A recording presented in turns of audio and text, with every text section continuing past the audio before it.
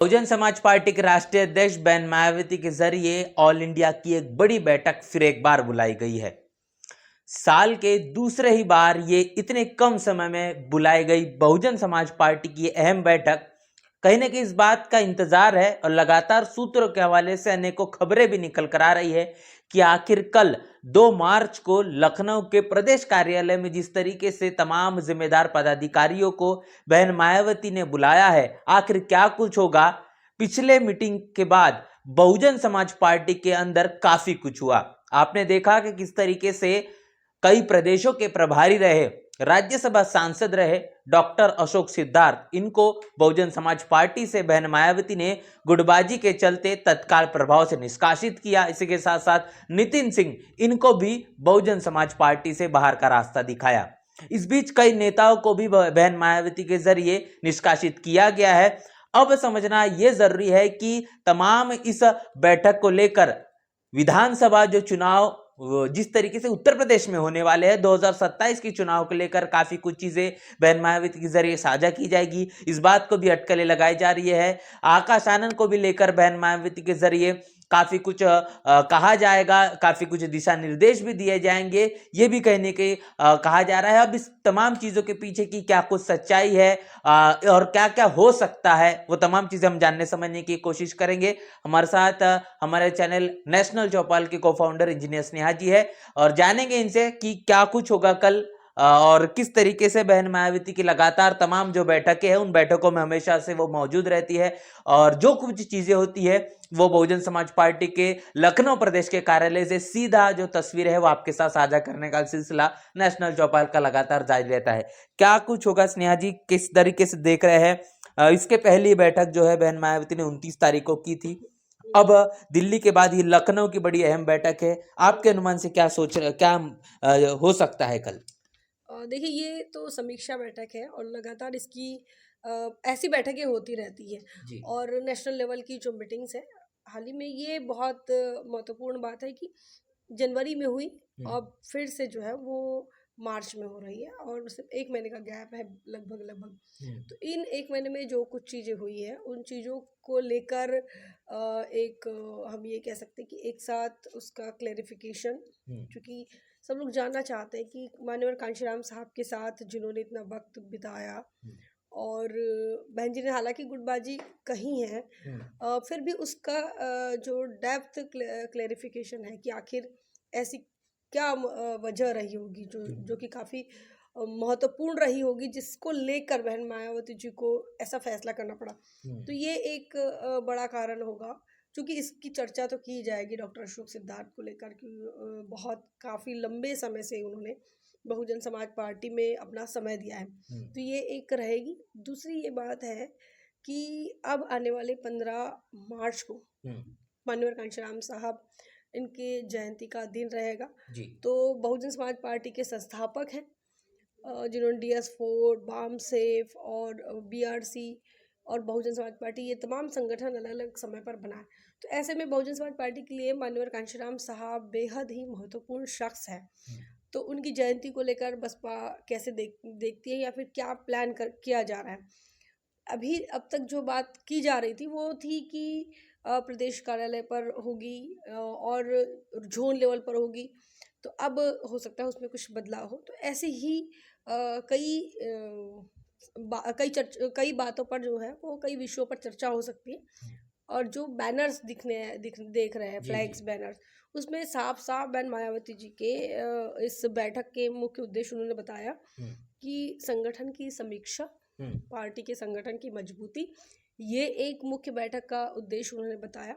दूसरा उन्होंने बताया कि जनाधार को बढ़ाने के लिए, जो कि बहुजन समाज पार्टी का जो गिरता हुआ जनाधार है, उस जनाधार को कैसे बढ़ाया जाए, ये एक मुख्य रीज़न उन्होंने ये क्या पब्लिक किया है।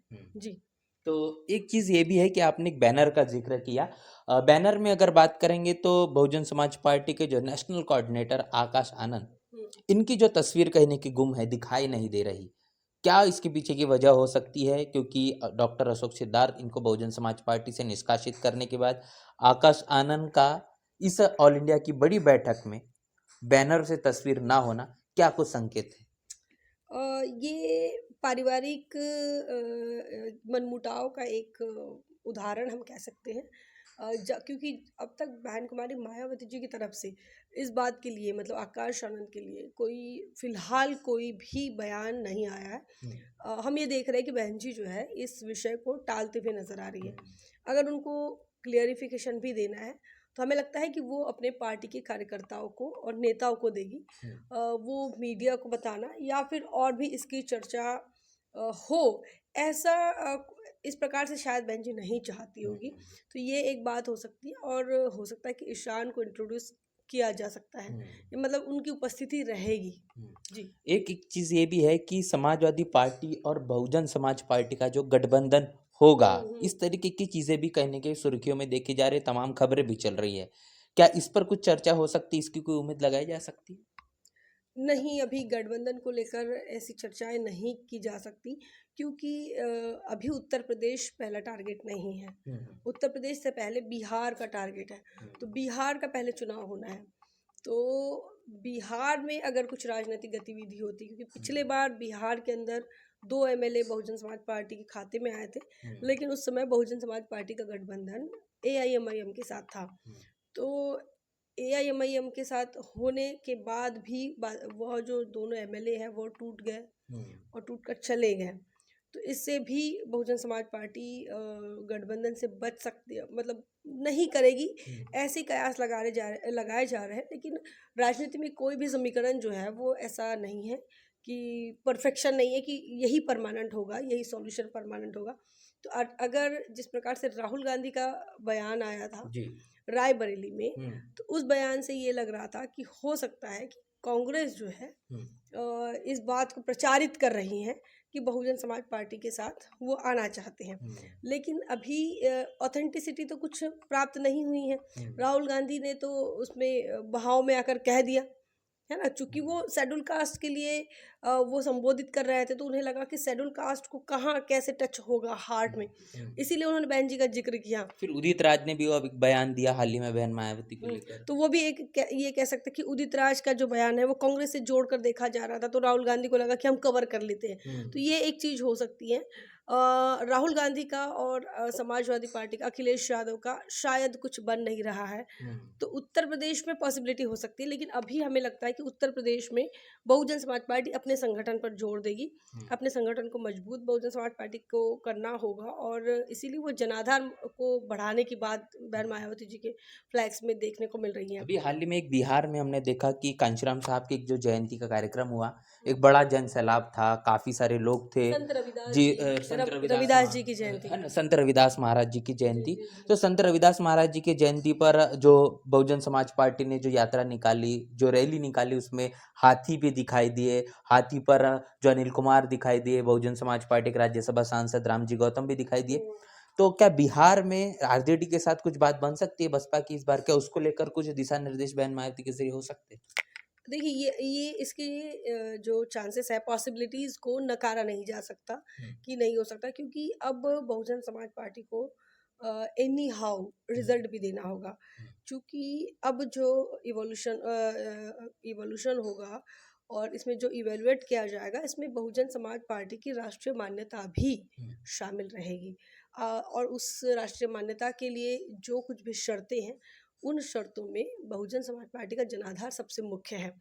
तो आप बिहार के अंदर और अलग अलग राज्य, सभी राज्यों में बहुजन समाज पार्टी के प्रदेश कार्यालय अपने हैं, हालांकि निजी है और सरकारी जो है वो काफ़ी कम है। तो ऐसे में प्रदेश कार्यालय को बचाना, अपने जनाधार को बचाना और रिजल्ट भी देना है। तो ऐसे में ये एक चीज़ जो है हो सकती है आरजेडी के साथ। हालांकि इसको लेकर कोई सॉफ्ट कॉर्नर आरजेडी की तरफ से भी नहीं देखने को मिला है और ना ही बसपा की तरफ से देखने को मिला, लेकिन बिहार वो भूमि है जहाँ पे ऐसे प्रैक्टिकल्स होते रहे हैं। जी। अब जो उत्तर प्रदेश में 2027 में विधानसभा के चुनाव है, कौन कौन सी सबसे बड़ी चुनौती है? क्योंकि जो बहुजन समाज पार्टी के उत्तर प्रदेश के प्रदेश अध्यक्ष विश्वनाथ पाल लगातार तमाम मुद्दों को लेकर और प्रखरता से अपनी बात रख रहे हैं, परिजनों से मुलाकात कर रहे हैं, तमाम अन्य अत्याचार जो हो रहे हैं उनके पीड़ित परिवार से मुलाकात करने का सिलसिला जारी है। कितना आवश्यक है कि 27 में वापसी करना बहुजन समाज पार्टी के लिए? देखिए 27 में बहुजन समाज पार्टी की वापसी मतलब यह किसी राजनीतिक दल की वापसी नहीं मानते हम ये मानते हैं कि बहुजन समाज पार्टी इसके लिए कटिबद्ध है कि बाबा साहब डॉक्टर भीमराव अम्बेडकर, महात्मा ज्योतिराव फूले, छत्रपति शाहू जी महाराज, मान्यवर कांशीराम साहब इनके मिशन मूवमेंट को चलाने वाला एक दल है। तो पार्टी का जो है वो पार्टी को कमबैक करना, इसका मतलब मूवमेंट का भी अपलिफ्टमेंट है। अगर पार्टी कमबैक नहीं करती है तो उसे ये माना जाएगा कि यह भले ही इसके लिए कई लोग अपने अपने जो वैचारिक लोग कहो, अपने आप को जो ज्ञानी समझते हैं, जो काफ़ी चिंतन करते हैं, वो ये मानते होंगे कि बहुजन समाज पार्टी अलग है और मिशन मूवमेंट अलग है, लेकिन फिर भी इस डेफिनेशन को नहीं नकारा जा सकता कि बहुजन समाज पार्टी कहती है कि हम सामाजिक आंदोलन है पहले। तो इसी वजह से इस कमबैक में बहुजन मूवमेंट का भी एक बड़ा कमबैक हो सकता है और तो ये बहुत ज़रूरी रहेगा। दूसरी बात ये भी है कि जब पॉलिटिकली कमज़ोर होती है कोई भी मूवमेंट जब तो उसमें समाज का बेहद नुकसान होता है। देखिए बहुजन समाज पार्टी सरकार में नहीं है, लेकिन वही उसी तरह से जैसे सरकार में नहीं 2012 के बाद से तो एट्रोसिटीज़ एक्ट पर सबसे पहला हमला हुआ। एट्रोसिटीज़ एक्ट के बाद लगातार आप देखो तो बहुजन समाज के साथ फिर वो वहाँ पूना में हो जाता है 2018 में भीमा कोरेगांव में दंगल हो जाती हैं तो वो और ऐसे छोटे मोटे तो कई सहारनपुर हमारे सामने है जिसको बहन कुमारी मायावती जी जिसके लिए अपने राज्यसभा से इस्तीफा तक देना पड़ा था और ऐसे मुजफ्फरनगर है ना। तो ऐसे कई हत्याकांड धीरे धीरे सामने आ रहे हैं। तो ये राजनीतिक मूवमेंट का कमज़ोर होना और बहुजन समाज के ऊपर खासकर दलित आदिवासियों को मारने की परमिशन मिलना, पीटने की परमिशन मिलना, इनको इनके साथ जो है अभद्र अमानवीय व्यवहार करने की परमिशन मिलना, इस प्रकार का एक माहौल है। और इसीलिए ये सोशल स्ट्रक्चर को बनाए रखने के लिए इक्वालिटी फ्रेटर्निटी को बनाए रखने के लिए ताकतवर होना ज़रूरी है। और लोकतंत्र में आप ताकतवर है ये तभी समझ में आएगा ना कि आप शासन सत्ता में हैं। आज की तारीख में बहुजन समाज पार्टी एक विधायक और एक सांसद वाली पार्टी कहा जाता है। हालांकि अलग अलग प्रदेशों में जब देखेंगे तो हमको एक दो रिजल्ट मिलेंगे। अब वो साथ में है नहीं है, नगर निकाय में बहुजन समाज पार्टी के पास रिजल्ट है, लेकिन फिर भी जब तक यूपी से कोई एनर्जी नहीं क्रिएट होगी पूरे देश के अंदर एनर्जी नहीं आएगी। तो ये काफी सारी चीजें हमने समझी है। उत्तर प्रदेश एक और बात रह गई कि कल जो बहन जी की बैठक है वो राष्ट्रीय बैठक है, उसके तुरंत बाद अलग अलग प्रदेश की भी बैठक होगी। हालांकि दिल्ली की बैठक और दिल्ली के आसपास के जो पंजाब हो गया, हरियाणा हो गया, चंडीगढ़, इनकी बैठक 29 जनवरी को हो चुकी थी और मतलब फरवरी के जस्ट शुरुआत में और अब मार्च की शुरुआत में मानो। तो ऐसे में महाराष्ट्र की 3 तारीख को होनी है और भी अलग अलग प्रदेश के कमेटी के लोगों के साथ बहन जी बैठक कर सकती हैं।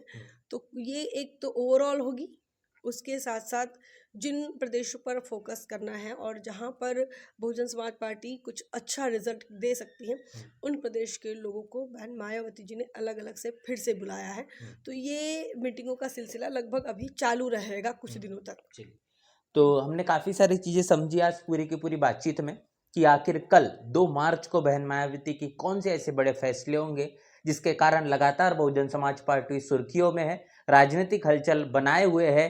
बहन मायावती के माध्यम से आकाश आनंद को लेकर क्या कुछ फैसला लिया जाएगा, क्या होगा, और जिस तरीके से 27 के लिए तैयारी बहुजन समाज पार्टी करते हुए नजर आ रही है, ऐसे में कौन कौन सी नई रणनीतियां फिर एक बार बहन मायावती के जरिए साझा की जाएगी, तमाम चीजों को लेकर आपकी क्या राय है, प्रतिक्रिया क्या है, लिखकर कमेंट बॉक्स में जरूर बताएं। बने नेशनल चौपाल के साथ मिलते नए वीडियो में, तब तक के लिए जय भीम, जय भारत।